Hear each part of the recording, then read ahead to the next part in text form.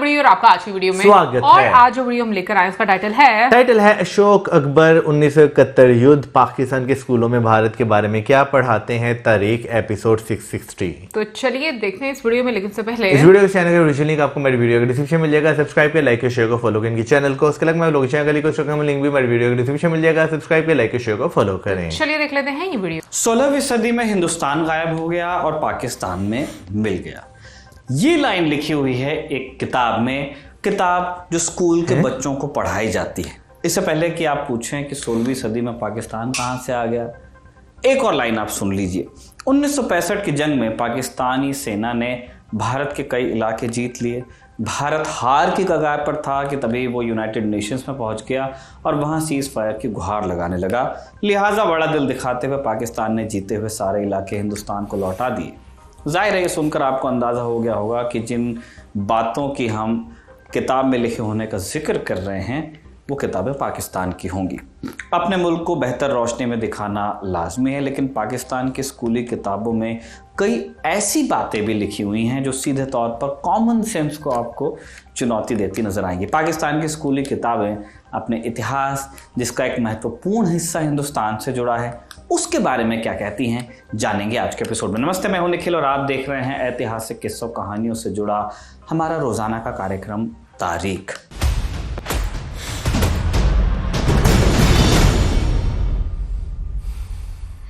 साल था 1947 का, अगस्त का महीना। इंडिया जिसे कहते थे वो दो भागों में बंट गया। दो नए देश बने। दोनों देशों ने अपना नया निज़ाम बनाने की कोशिश की। भारत ने बनाया संविधान जिसने भारत के तमाम लोगों को एक सूत्र में बांध दिया, जोड़ा। पाकिस्तान में संविधान बनाने की कोशिश बार बार हुई, लेकिन हर बार मसौदे को यह कहकर लौटा दिया गया कि यह हनफ इस्लामिक नहीं है। लिहाजा लंबे समय तक पाकिस्तान का संविधान ही नहीं बन पाया और पाकिस्तान की साझी पहचान इस्टैब्लिश नहीं हो पाई। ऑर्गेनिक तरीके की हम बात कर रहे हैं। इस दौर में पाकिस्तान के स्कूल्स में जो इतिहास पढ़ाया जाता था वो भारत पाकिस्तान का साझा इतिहास था। बाकायदा भारत के स्कूलों में इस्तेमाल होने वाली टेक्स्ट बुक्स ही पाकिस्तान में इस्तेमाल की जाती रहीं। पाकिस्तान के पहले शिक्षा मंत्री फजलुर रहमान ने 1948 में हिस्टोरिकल सोसाइटी ऑफ पाकिस्तान का गठन किया ताकि सही तरीके से पाकिस्तान का इतिहास लिखा जा सके, लेकिन जिन्ना की मौत के बाद यह कवायद अधूरी रह गई।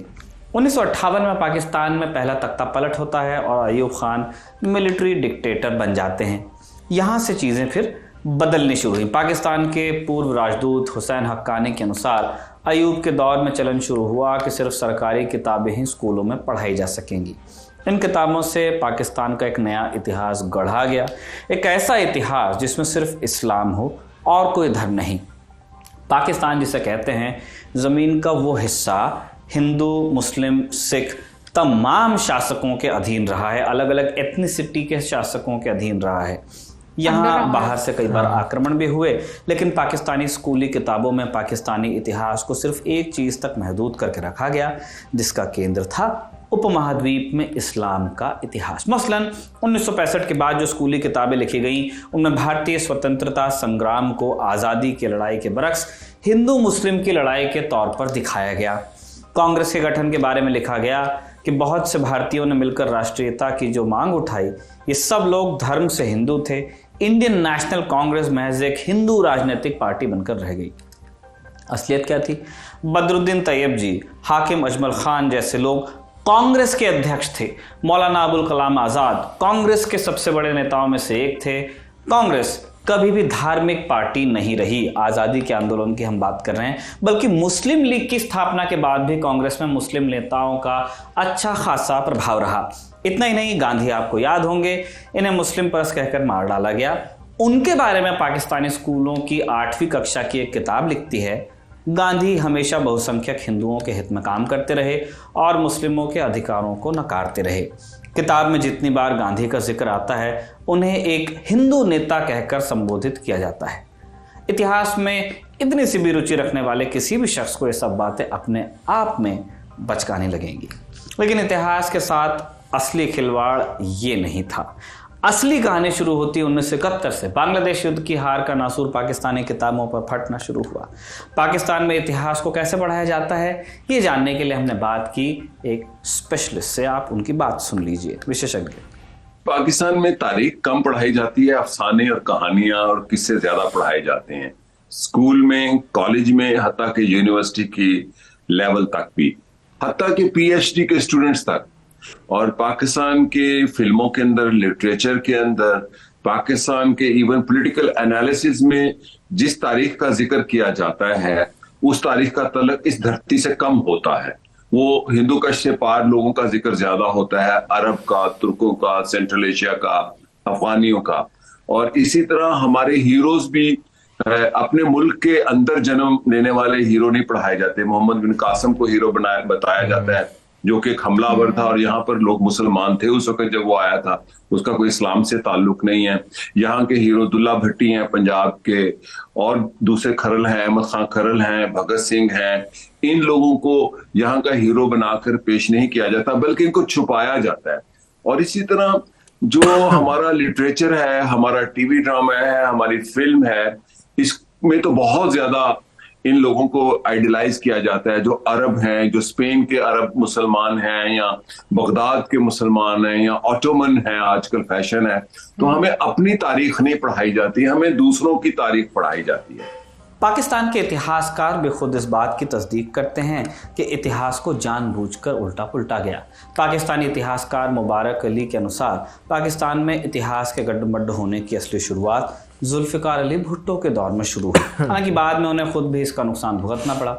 भुट्टो ने पाकिस्तान के नेशनल करिकुलम में पाकिस्तान स्टडीज और इस्लामिक स्टडीज नाम के 2 नए सब्जेक्ट इंट्रोड्यूस किए। पाकिस्तान स्टडीज में हालिया इतिहास तक को झुटलाया गया। 1971 में पाकिस्तान के बंटवारे की वजह भारत को बताया गया। एक तरफ से बात बिल्कुल झूठ भी नहीं थी, लेकिन भारत कैसे जिम्मेदार थे इसकी कहानी बिल्कुल अफलातूनी लिखी हुई थी। मसलन एक जगह लिखा हुआ है, पूर्वी पाकिस्तान में हिंदुओं की अच्छी खासी तादाद थी, हिंदुओं ने पाकिस्तान को कभी स्वीकार नहीं किया। वो स्कूल कॉलेजेस में पाकिस्तान के बारे में नेगेटिव बातें पढ़ाते थे, जबकि असलियत ये थी कि बांग्लादेश का मुद्दा कभी धार्मिक मुद्दा नहीं था, वो भाषा का मुद्दा था। ऐतिहासिक रूप से स्पष्ट बात यही है कि झगड़ा भाषा को लेकर हुआ। बांग्ला भाषा की पहचान का झगड़ा था, और यही पाकिस्तान की सबसे बड़ी त्रासदी रही कि स्टेट ने हमेशा स्थानीय पहचान को दबाने की ही कोशिश की। पाकिस्तानी पत्रकार अफनान खान द गार्जियन के एक लेख में लिखते हैं, पाकिस्तानी हुक्मरान अपने बच्चों को शुरुआत से बस एक बात समझाना चाहते थे, वो ये कि ये देश धर्म के आधार पर बना है, धर्मी पहचान है और कोई पहचान मायने नहीं रखती। इसी सनक के चलते बच्चों को ये पढ़ाया गया कि पाकिस्तान में दूसरे धर्मों के लिए कोई जगह नहीं है। अफनान आगे लिखते हैं, स्कूली किताबों में जगह जगह आपको लिखा मिलेगा कि पाकिस्तान सिर्फ मुसलमानों का है। दुनिया पाकिस्तान और इस्लाम के खिलाफ साजिश कर रही है और मुसलमानों को काफिरों के खिलाफ जिहाद करना चाहिए। इसके बरक्स अगर भारतीय शिक्षा व्यवस्था की बात की जाए तो इसमें खामी की बात हम कर सकते हैं। भारत को पॉजिटिव लाइट में दिखाए जाने की बात भी स्वाभाविक है, लेकिन इस मामले में हमारे नीति निर्माताओं ने इतना ख्याल अवश्य रखा कि फैक्ट्स के साथ खिलवाड़ न हो। शिक्षा ने कभी भी धार्मिक विद्वेष को बढ़ाने की कोशिश नहीं की। भाषाई या सामाजिक पहचान को शामिल किया गया ताकि सभी के इतिहास की बात हो। भारतीय शिक्षा व्यवस्था के बारे में और डिटेल में आप जानना चाहते हैं कि एक ऑडियो बुक आप सुन सकते हैं, Indian education system beginning and development. आपको मिल जाएगी ये कुको एफएम ऐप पर। कुको एफएम इंडिया का एक लीडिंग ऑडियो प्लेटफॉर्म है जहां आपको 10,000 से भी ज़्यादा ऑडियो बुक्स मिलेंगी। इसके लिए कुको एफएम आपके लिए खास ऑफर भी लाया है। मंथली सब्सक्रिप्शन अगर आप चाहते हैं तो पहले महीने 50% की छूट मिल जाएगी। इसके लिए आपको यूज़ करना है LT50 कोड। बहरहाल आगे बढ़ते हैं। साल 1978 में पाकिस्तान में एक और तख्ता पलट होता है। ज़ियाउल हक ने जुल्फ़िकार अली भुट्टो को सत्ता से हटाया, खुद वो कुर्सी पर बैठे और फिर भुट्टो को फांसी पर चढ़ा दिया। ज़ियाउल हक के दौर से पाकिस्तान के पूर्ण इस्लामीकरण की शुरुआत होती है। ज़िया ने सबसे पहले एक नया कानून लाए वो, जिससे हुदूद ऑर्डिनेंस के नाम से जानते हैं, जिसमें चोरी के लिए हाथ काटने जैसी सजाएं शामिल थी। इस्लामीकरण की दिशा में कुछ और सख्त नियम बनाए गए, मसलन शराब पर पाबंदी, जुमे के दिन बाजार बंदी, रमज़ान में खाने की दुकानें बंद कर देना, सिनेमा हॉल बंद कर देना, टीवी रेडियो पर गाने बजना बंद कर देना। इन सब कानूनों से इतर जिस एक चीज़ ने पाकिस्तान के भविष्य पर सबसे बड़ा असर डाला वो था शिक्षा व्यवस्था में बदलाव। ज़िया के दौर में कायदे आज़म यूनिवर्सिटी में एक शरिया डिपार्टमेंट बना दिया गया ताकि शरिया कानून विदों को ट्रेनिंग दी जा सके। इसके अलावा ज़िया ने मदरसों पर खुद पर्सनली ध्यान देते हुए मदरसों को स्टेट स्पॉन्सरशिप देनी शुरू की। जिया के वक्त में मदरसों की संख्या में भारी इजाफा भी हुआ। इसी के साथ स्कूली किताबों का कंटेंट भी पूरी तरह बदला गया। जिया के दौर में पाकिस्तान की कहानी को एक नया ही ट्विस्ट दे दिया गया, एक नए सिरे से गढ़ दिया गया। पाकिस्तान का इतिहास, जो भारत पाकिस्तान का साझा इतिहास है, ये फैक्ट है, उससे भारत से अलग थलग करने की कोशिश हुई। एक ऐसा इतिहास जिसकी शुरुआत 1300 साल पहले बताई गई।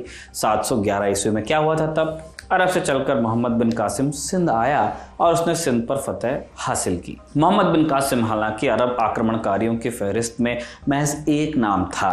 उससे पहले भी अरब के कई लोग भारत आए, लेकिन 70 के दशक के बाद पाकिस्तानी किताबों में लिखा गया कि कासिम पहला पाकिस्तानी था। कासिम को पहला पाकिस्तानी कहने के पीछे एक खास सोच भी थी। सोचिए कि पाकिस्तान असल में सीमाओं से घिरी कोई ज़मीन नहीं, बल्कि उपमहाद्वीप में इस्लाम का प्रतिनिधि है। अगर सिर्फ देश की बात होती तो पाकिस्तान के इतिहास में बौद्ध धर्म आता, अशोक का वक्त आता, मौर्य साम्राज्य आता, इन सब का जिक्र होता, लेकिन इतिहास की डिटेल्स नेपथ्य में डाल दी गई। बाकायदा स्कूली बच्चों को हड़प्पा, मोहनजोदड़ो, सिंधु घाटी सभ्यता से भी ठीक से रूबरू नहीं किया गया, जिसका बड़ा हिस्सा पाकिस्तान में है आज, मॉडर्न पाकिस्तान में। सिर्फ वो बातें दर्ज की गई जो पाकिस्तानियों की धार्मिक पहचान को प्रमुखता देती थी। पूरा ध्यान रखा गया कि और कोई पहचान, चाहे वो भाषाई हो या सांस्कृतिक, उन्हें विलेन के तौर पर ही दिखाया जाए। उदाहरण के लिए पंजाब सूबे की 12वीं की सोशियोलॉजी की किताब बलोच लोगों के बारे में कहती है, जो पाकिस्तानी हैं, वो असभ्य लोग हैं जो लूट और मारकाट में लगे रहते हैं। किताब के इस हिस्से पर 2016 में पाकिस्तानी संसद में काफ़ी बवाल भी हुआ था। इसके अलावा कई और हिस्से हैं जो साफ तौर पर धार्मिक अलगाव को बढ़ावा देते हैं। मसलन बंटवारा दोनों देशों के इतिहास का एक दुखद अध्याय है, एक ऐसा घाव जिस पर मरहम लगाने की ही उम्मीद की जाती है, लेकिन पाकिस्तानी टेक्स्ट बुक्स में पढ़ाया जाता है। पाकिस्तान से भारत जा रहे लोगों की मुसलमानों ने मदद की, लेकिन पाकिस्तान आने वाले लोगों पर भारत में अत्याचार हुए। उन्हें ले जा रही बसों और ट्रेनों को निशाना बनाया गया। इसके अलावा ए text book of Pakistan studies नाम की किताब है, जो करिकुलम का हिस्सा है। उसमें दर्ज है कि पाकिस्तान में एक सिख राज्य हुआ करता था जिसमें मुसलमानों को मजहब फॉलो करने की आज़ादी नहीं थी। जिया के दौर में इस्लामीकरण की जो मुहिम शुरू हुई, उसने शिक्षा व्यवस्था पर कैसे असर डाला? ये सवाल हमने विशेषज्ञों से पूछा। बिल्कुल, पाकिस्तान में ज़ियाउल हक के बाद एक नया पाकिस्तान है, और वो लोग जो करारदाद मकासद लाए पाकिस्तान में, जिन्होंने जना के पाकिस्तान को बदलने की कोशिश उनकी वफात के साथ ही शुरू कर दी थी, बल्कि उनकी तकरीर जो 11 अगस्त 1947 को थी और उसके बाद उनकी बहन की तकरीरें सेंसर होने लग गई, उसकी हतमी कामयाबी ज़ियाउल हक की आमरीत में मिली जब इस्लामाइजेशन हुआ। और उसमें हमारे हीरोज अमरीकियों ने भी मदद की। मतलब रैम्बो फिल्म बनी अफगान मुजाहिद के ऊपर, जो कि आज अमरीकियों के दहशतगर्द हैं, हम उनको उस वक्त भी दहशतगर्द कहते थे। तो वो हॉलीवुड भी उनकी मदद में आ गया, अमेरिका भी उनकी मदद में आ गया, आलमी इस्तेमार या इंपीरियलिज्म भी उनकी मदद में आ गया। तो ज़ियाउल हक ने तो सारी ही जो है ना बुनियाद ही उसको डाल दी, जिस तारीख का हमारे से ताल्लुक नहीं है। वो पहाड़ों से उस तरफ की तारीख है, वो दूसरे समुंदर से पार दुनिया की तारीख है, उसका पाकिस्तान के अंदर बसने वाले लोगों से ताल्लुक नहीं है। और उसको इस्लाम से जोड़ दिया उस तारीख को कि वो इस्लाम है। यानी कि वो दूसरे मुसलमान ममालिक के जो हीरो थे, अरब कभी भी नहीं कहेंगे कि अहमद खान खरल या अब्दुल्ला भट्टी हमारा हीरो है। मैंने कभी किसी तुर्क को नहीं देखा कहते हुए कि अकबर आजम हमारा हीरो है। तो हमें बहुत शौक है पाकिस्तानियों को ज़ियाउल हक के बाद कि हम ऑटोमन के बड़े बड़े सिपा सलारों को, बड़े बड़े लोगों को अपना हीरो, वो बड़े होंगे, अपने लिए होंगे, बगदाद के लोग बड़े होंगे, स्पेन के लोग बड़े होंगे, उनको हम अपना कहते हैं। तो मेरा तो इस बारे में कालम है हम, वो हमारे यहाँ तकरीरें की जाती है। हम जो वीराना की दीवारों फसीलों पर जा पहुंचे ऑस्ट्रिया में, सुलेमान आली शान का जमाना, हम जो जबराल्टर पार करके तारक बिन ज़ियाद भी, वो हम एक अरब है, एक तुर्क है। हम हिंदी मुसलमानों का तो उनसे कोई ताल्लुक नहीं है, या पाकिस्तान में बसने वाले लोगों से। तो ज़ियाउल हक ने इस्लामाइजेशन के नाम पर इस सरजमीन के लोगों को अपनी तारीख से काट दिया, मेमोरोसाइड किया। इसका एक होता ना जेनोसाइड, एक होता है मेमोरी से काट देना। जो अपनी मेमोरी थी, जो हमारे प्राइड थे, उससे काट कर रख दिया और उसको जोड़ दिया अरब तारीख से, सेंट्रल एशिया की तारीख से, अफगानिस्तान की तारीख से, और अफगानिस्तान की बहादुरी के किस्सों से। अपनी बहादुरी, अपनी तारीख, यानी जब आप जमीन से काट दिए जाते हैं तो आप अपने आप से कट जाते हैं, आप एक मोहल्लत किस्म की कौम बन गए हैं। तो आज पाकिस्तान में ज़ियाउल हक हर गली में जिंदा है, हर घर में जिंदा है। अगर पूछा जाए कि और क्या लिखा है पाकिस्तान की स्कूली टेक्स्ट बुक्स में, तो कुछ उदाहरण और बताए जा सकते हैं। सेक्युलरिज्म को खतरा बताया गया है, मुगल बादशाह औरंगजेब हीरो है जबकि अकबर विलेन है, अलाउद्दीन खिलजी को पाकिस्तानी शासक बता दिया गया है, और भी कई बातें जो इतिहास के स्थापित मानकों के हिसाब से या तो बहुत सिंपलिस्टिक हैं या एकदम मनगढ़ंत हैं, वो लिख दी गई हैं। यहाँ पर हालांकि एक सवाल उठ सकता है कि क्या इतिहास वही नहीं जो विजेताओं द्वारा लिखा गया? ये हम सुनते तो आ रहे हैं। ऐसे में किस आधार पर कहा जा सकता है कि किसका इतिहास झूठ और किसका सच? इतिहास विजेता लिखते हैं, इस दावे के आधार पर सवाल उठाए जाने जरूरी है, क्योंकि इतिहास अगर सिर्फ विजेताओं के बारे में लिखा जाता तो अबुल फजल महाराणा प्रताप की कहानी क्यों लिखता, ग्रीक वासी पोरस की कहानी क्यों लिखते, क्यों अमेरिकी इतिहास के काले कारनामे दर्ज किए गए हैं अमेरिकी इतिहास में, नीरो ने रोम जलाया, ये बात किसने लिखी होगी? ये सारी बातें अलग अलग लोगों ने लिखी, फिर इन्हें तराशा गया। लॉजिक कंसिस्टेंसी के नियम के आधार पर तय हुआ कि कौन सी बात कितनी सही मालूम पड़ती है। ये कहते हुए भी इतिहासकार हमेशा अंदाज़ा लगाते हैं, और जब कोई नया सबूत जैसे शिलालेख, दस्तावेज आदि मिलते हैं तो इतिहास की समझ में बदलाव भी आता है। इसलिए ये कहना एकदम गलत है कि इतिहास विजेताओं द्वारा ही लिखा जाता है। इतिहास इंसानों द्वारा लिखा जाता है, इंसानों द्वारा किए गए तमाम कार्यों की तरह इसमें भी गलतियां हो सकती हैं, लेकिन इसका ये मतलब नहीं कि प्रोपेगेंडा और इतिहास में कोई फ़र्क भी नहीं होता है। और क्या अंतर होता है, यही जानने के लिए हम इतिहास की पढ़ाई करते हैं। आखिर में आपको एक बार फिर बता दें, कुकू FM ऐप का सब्सक्रिप्शन आप ले सकते हैं। LT50 कोड आपको डालना है। मंथली सब्सक्रिप्शन में पहले महीने 50% की छूट मिल जाएगी। डिस्क्रिप्शन में लिंक मिल जाएगा। तारीख का ये एपिसोड कमल ने लिखा और आलोक ने रिकॉर्ड किया। आप देखते रहिए दी ललन टॉक। मैं अगर अपने बचपन की बात करूँ ना, जो सोशल स्टडीज़ की बुक मैंने पढ़ी, क्योंकि मेरा फिर भी थोड़ा बहुत जो है ना हिस्ट्री में इंटरेस्ट रहा हुआ है, तो भाई मुझे लगता है कि आज की किताब में और उस टाइम की किताब में मुझे लगता है बहुत ज़्यादा फ़र्क जो है ना वो आ चुका हुआ है। तब फिर भी जो है ना हमें शौक जो एम्पायर था डिटेल में नहीं था पढ़ाया जाता, लेकिन थोड़ा बहुत जो है ना उसमें आप कह लें वो क्या नाम लेते हैं, हाईलाइट कर देना, बस थोड़ा बहुत जो है वो पढ़ाया जाता है, कोई मेजोरिटी में पोर्शन नहीं था। लेकिन जैसे अब मैं देख रहा हूँ भाई, अब तो बिल्कुल ही चेंज हो चुका है, और इसमें कोई शक नहीं कि भाई हमारी हिस्ट्री में वो कहते हैं कि अगर आप पाकिस्तान का इतिहास लिखें ना तो बहुत सारे ऐसे डार्क चैप्टर्स हैं कि जो एक बार इंसान पढ़ेगा ना उसके बाद सर पकड़ के बैठ जाएगा कि भाई हमारे साथ हुई क्या है। मुझे ना वैसे अपने आप पर अभी हंसी आ रही है, उसका कारण ये है कि मौजम ने जैसे बात बोली कि इसको याद है, ऑनेस्टली बोलूं मेरा सोशल स्टडीज में कभी भी इंटरेस्ट रहा नहीं था, क्योंकि मेरा थ्रू आउट इंटरेस्ट रहे थे थोड़े लाइक आप कह लो कि जो एक्स्ट्रा करिकुलर एक्टिविटीज होती है ना उनमें ज्यादा इंसान का अपना इंटरेस्ट होता है यार। एग्जैक्टली, सो मेरा ज्यादा इंटरेस्ट होता था जैसे स्कूल में आपके फंक्शंस वगैरह होते हैं, उन एक्टिविटीज में भाग लेना, इनमें मेरा ज्यादा इंटरेस्ट रहता था। सो जो सोशल स्टडीज की अगर मैं याद करूं, जहां तक मुझे याद है ना कि जो एक क्वेश्चन मुझे हमेशा से याद रहेगा वो 14 नकात है, जो कि 14 नकात है ना। और आई थिंक एक करारदाद पाकिस्तान भी था, कुछ टॉपिक इस तरह का। करारदाद पाकिस्तान तो बहुत जो क्या नाम लेते हैं पहले की वो थी, मतलब ऐसे वाले मैं बता देती हूँ, बिल्कुल है। करारदाद पाकिस्तान भी था, 14 निकात भी था। तो मतलब कहने का ये कि जो क्वेश्चन आपको लगता था ना कि एग्जाम्स में आने हैं और मतलब उसके रट्टे मारे जाते थे, इंपॉर्टेंट है, तो मैं 14 निकात तो लाजमी आता था। एग्जैक्टली, तो मैं उसके रट्टे मार लिया। निकात कहते पॉइंट्स, 14 पॉइंट्स को। हाँ एग्जैक्टली। सो बाकी की जो बुक में क्या लिखा होता है मुझे बिल्कुल भी याद नहीं है, बट हाँ जिस तरीके से वो बता रहे हैं अब तो मुझे लग रहा है कि वाकई में शायद बहुत ज्यादा टेक्स्ट बुक्स में चेंज आ गया हुआ है। लेकिन मुझे लगता है मौसम कि जिस टाइम पर हम लोगों ने पढ़ा है वहां उस टाइम पर भी ये चीजें होंगी, क्योंकि अब देखो कि उन्होंने बोला कि ज़िया के टाइम पर आकर ये सारी चीजें जो हैं वो चेंज हो गई, सारी टेक्स्ट बुक्स जो हैं वो चेंज कर। अच्छा, एक और जो है ना मैं कहूँगा हार्श रियलिटी ही मैं से कहूँगा कि मेजोरिटी बच्चे जो हैं पाकिस्तान में, 2 किताबें मैं कहूँगा ऐसी मैंने देखी हैं, एक पाक स्टडीज और दूसरा इस्लामियात, ठीक है ना। सिर्फ रट्टा मारते हैं, जो वो सिर्फ बिल्कुल पास होने इंटरेस्ट के लिए, नहीं हाँ लेते। सिर्फ पास होने के लिए रट्टा मारते हालांकि हैं। बीच में मैं ये बात बोलूंगी, पाकिस्तान में जितनी भी मैं कहूंगी एजुकेशन सिस्टम है, इसमें बहुत ज्यादा रिफॉर्म्स लाने की जरूरत है। रिफॉर्म्स लाने के साथ साथ मेरा सिर्फ जो है ना हिस्ट्री को करेक्ट करके लिखने की जरूरत है भाई। अगर सॉरी आपको इंटरप्ट कर रहा हूँ, अगर आप जो है ना जीटी रोड के साथ साथ ही चलते जाए ना, आप फॉर एग्जांपल 100 पिंड आते हैं ना रास्ते में, 100 में से जो है ना आप 80 गांव या कस्बे जो है ना वो होंगे जो हिंदुओं के जमाने में के जो नाम रखे हुए हैं। यानी कि यहाँ पे हम जो पार्टीशन के पहले का टाइम है जब यहाँ पे हिंदू सिख रहते थे, उसे हिंदुओं का टाइम जो है वो कहा जाता है, ठीक है ना।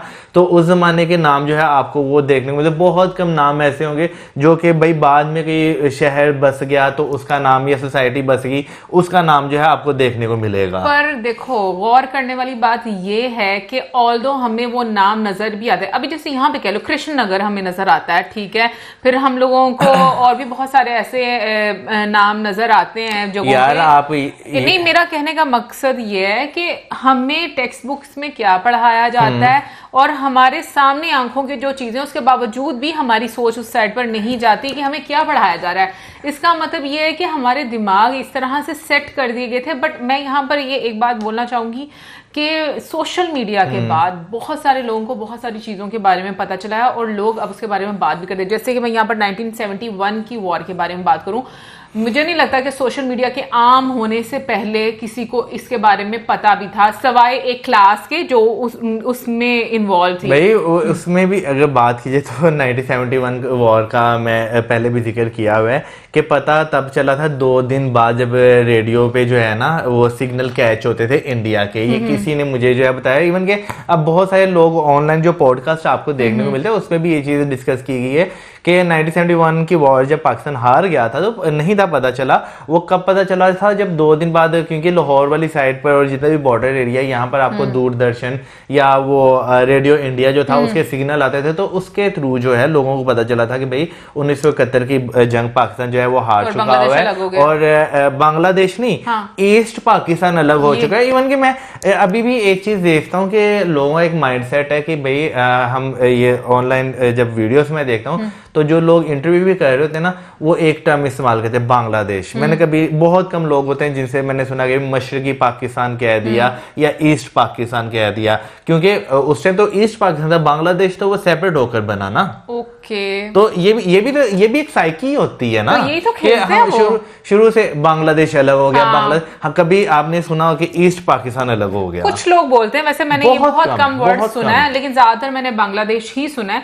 लेकिन ये देखो ना, ये किस तरीके से ब्रेन गेम एक कह लो कि मतलब हमारे दिमाग के साथ खेला गया। इनफैक्ट मैं बोलूंगी अभी भी एक जनरेशन इस तरह की एग्जिस्ट करती है जो काफी स्टबर्न है और वो इन फैक्ट्स को नहीं मानती। बिल्कुल। और वो यही बात बोलती है हमारे खिलाफ यार वो वाली जनरेशन जो है ना, वो अगर क्या नाम लेते हैं अपने, मैं एक पास्ट को देखे जहां से भी वो आए हैं। जैसे मैं अगर अपने बड़ों की बात करूं तो वो अगर इधर क्या नाम लेते हैं नारोल सियालकोट वाली साइड से हैं, तो अगर आप ट्रेन के माध्यम से भी वहां जाते हैं ना, तो अगर आप रास्ते में स्टेशन देखें आपको कोट मोलचंद नजर आएगा, आपको बाबकवाल नजर आएगा, श्री रामपुरा नजर आएगा, काला खताई नजर आएगा, मेहता सूजा, नारंग, आपको जो है ना वो स्टेशन नजर आएंगे कि या वो इलाके नजर आएंगे जिनके नाम जो है ना या तो हिंदुओं के नाम पर हैं या सिखों के नाम पर है। खुंडे लद्दे के कुछ खुंडे लद्दे भी आता है, फिर किला जय सिंह वाला या खाली जय सिंह वाला जो है एक जगह आती है,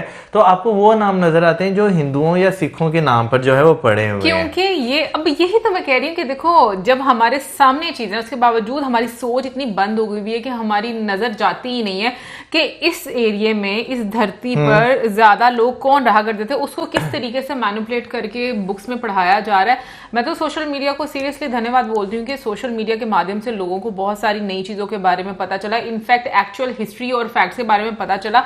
और अगर मैं बात करूं लाइक जिस तरीके से टेक्स्ट बुक्स को ये मतलब जैसे बताया जा रहा है, अब लोग जैसे खुल के बात करते हैं। एक टाइम था लोगों को पता भी नहीं होता था मुझे ऐसा लगता है कि आपको ना एक तरह से बंद कर दिया गया था कि मतलब आपको बाहर की तो खबर पता ही नहीं है, तो आप जिस तरीके से बनाना चाहते हैं लोगों को उसी तरीके से बना रहे हैं। दूसरा मैं ये बात बोलूंगी कि जो नींव जिस तरह से रखी जाती है ना, आपको उसी तरह के रिजल्ट्स दिखते हैं। अब पाकिस्तान में जिस तरीके की जो हम कहेंगे जो डिक्टेटरशिप थी और जो पॉलिटिशियंस थे उन्होंने जिस तरह की नींव रखी, ये सोचे समझे बगैर कि आने वाला टाइम शायद बहुत एडवांस चला जाए, टेक्नोलॉजी जो है वो लोगों के हाथों में मौजूद होगी, उन्होंने उसका नहीं सोचा। उन्हें इस चीज का आइडिया जरूर होगा, लेकिन जो है ना भाई मैं कहता हूँ कि हमारे मुल्क में ना जो मैंने एक चीज ऑब्जर्व की है, टेम्परेरी बेनिफिट के लिए जो है ना आप जो है ना लॉन्ग टर्म लॉस जो है ना अपना करते हैं। बिल्कुल, मैं भी बेनिफिट्स तो खत्म करना एक अलग चीज है, लेकिन टेम्परेरी बेनिफिट्स के लिए ना हमने हमेशा लॉन्ग टर्म लॉस जो है ना अपने वो फायदे पे है ना। बिल्कुल, लेकिन इस तरह से नेशंस नहीं बनती और ना ही इस तरीके से कभी आपका कंट्री जो है वो उभर के सामने आता है। मैं तो बलोचिस्तान के बारे में जो लाइन की है, मुझे नहीं पता कि वो लफ्ज का मतलब क्या था, लेकिन उसके आगे जो वर्ड्स में भाई मैं कहूँगा वो बहुत बुरे अल्फाज है। मेरा ख्याल है कि भाई आपको जो है ना इस तरह के अल्फाज जो है ना वो नहीं इस्तेमाल करने चाहिए। इस तरह तो आप अपने लोगों के अंदर ही एक हार्मनी नहीं क्रिएट होने दे रहे। तो मुझे लगता है कि ये सारी चीजें ऐसी हैं जो लोगों को इसके बारे में ज्यादा से ज्यादा जो है ना